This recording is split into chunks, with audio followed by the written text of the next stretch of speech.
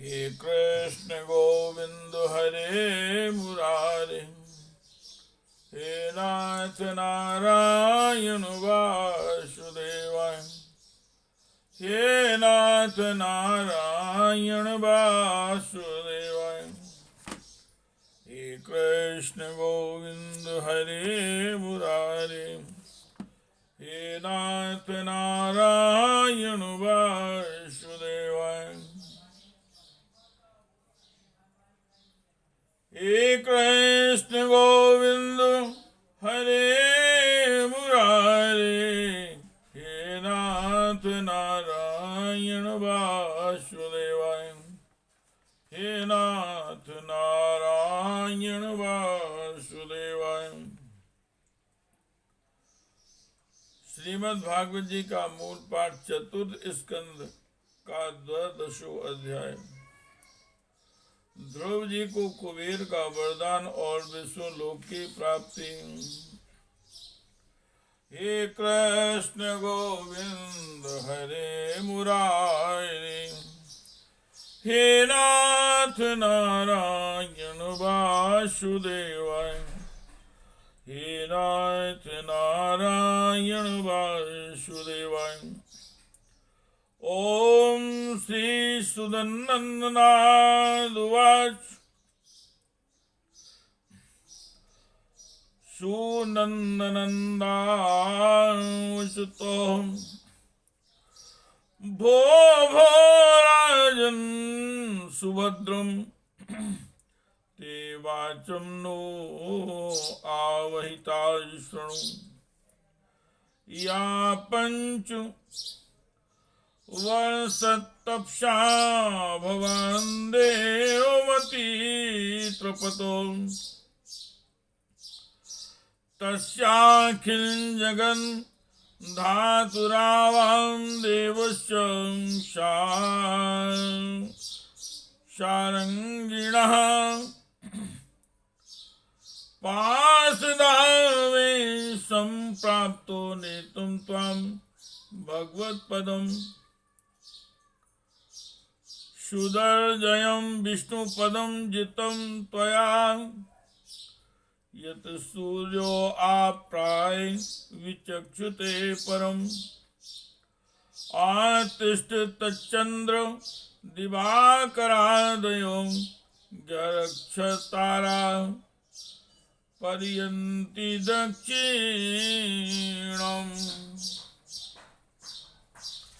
श्री सुनंद और नंद कहने लगे, हे राजन, आपका कल्याण हो। आप सावधान होकर हमारी बात सुनिए। आपके 5 वर्ष की अवस्था में ही तपस्या करके सर्वेश्वर भगवान को प्रसन्न कर लिया था। आपने 5 वर्ष की अवस्था में ही तपस्या करके सर्वेश्वर भगवान को प्रसन्न कर लिया था। हम उन्हीं निखिल जगत जननीयता, हम उन्हीं निखिल जगत नियंता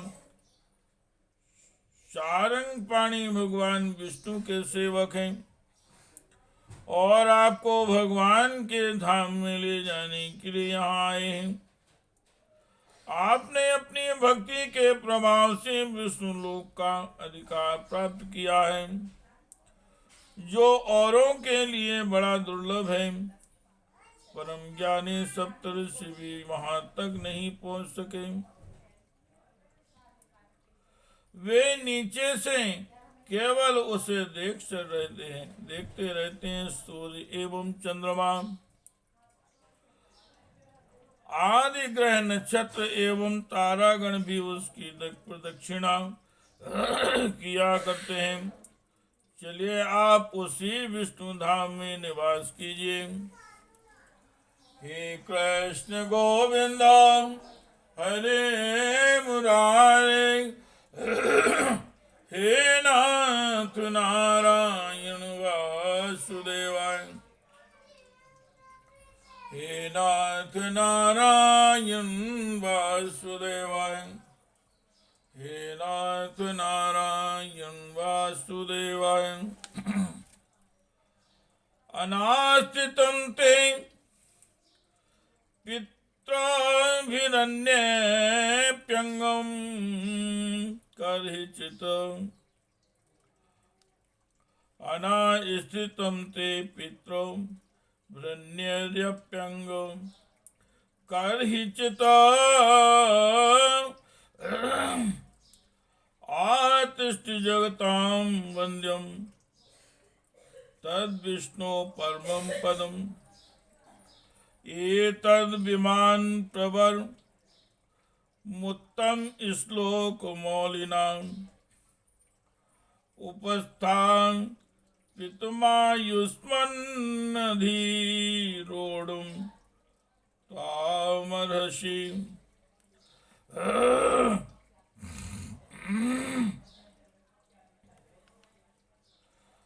विप्रवर आज तक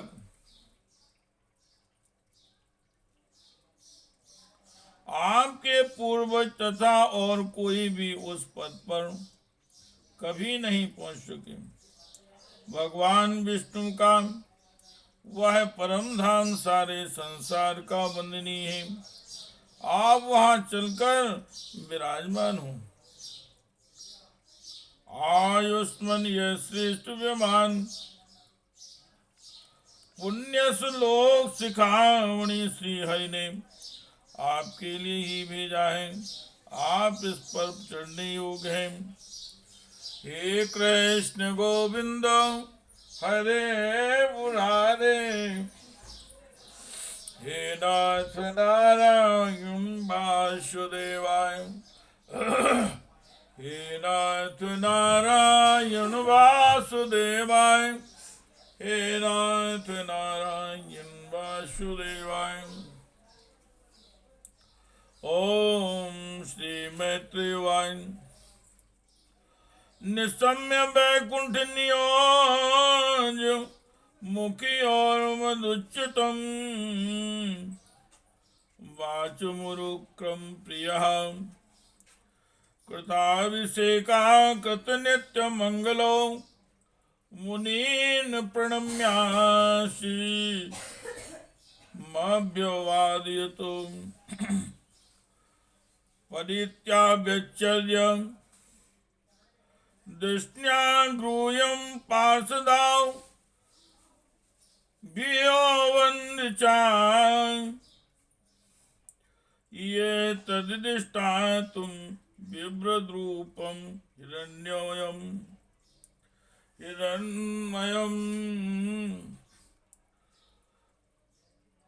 तदोत्तानपादपुत्रो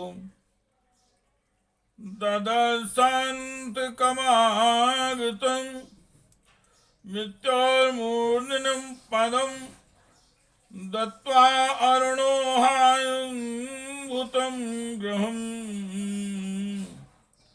मृत्योर्मूर्धनं पदं दत्त्वा आरुरोहाद्भुतं गृहम् तदा दन्दुभयो नेदुर्मृदङ्ग पणवादये गन्धर्वमुख्या प्राजगुः पेतु कुसुमावृष्टया।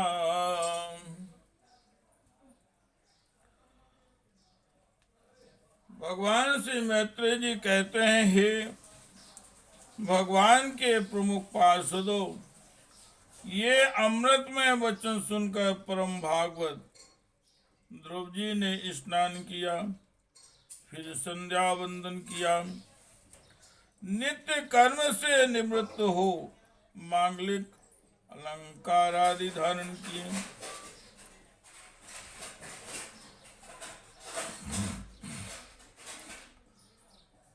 बदिकार आश्रम में रहने वाले मुनियों को प्रणाम करके उनका आशीर्वाद लिया। इसके बाद उस श्रेष्ठ विमान की पूजा और प्रदक्षिणा की और पार्षदों को प्रणाम कर सुवर्ण के समान कांतिमान दिव्य रूप धारण करके उस पर चढ़ने को तैयार हुए। इतने में ही ध्रुव जी ने देखा कि काल मूर्तिमान होकर उनके सामने खड़ा है। तब वे मृत्यु के सिर पर पैर रखकर उस अद्भुत विमान पर चढ़ गए। उस समय आकाश में दुंदुभी, मृदंग और ढोल आदि बाजे बजने लगे। श्रेष्ठ गंधर्व गान करने लगे और फूलों की वर्षा होने लगी। हे कृष्ण गोविंद हरे मुरारे, हे नाथ नारायण वासुदेवाय, हे नाथ नारायण, हे नाथ नारायण वासुदेवाय, हे नाथ नारायण वासुदेवाय। हे कृष्ण गोविंद हरे मुरारे, हे नाथ नारायण वासुदेवाय, हे नाथ नारायण वासुदेवाय। इति श्रीमद्भागवते महापुराणे परमहंस्यां संहितायां चतुर्दश स्कन्धे ध्रुव चरित्र नाम 12 अध्याय। श्री राम जय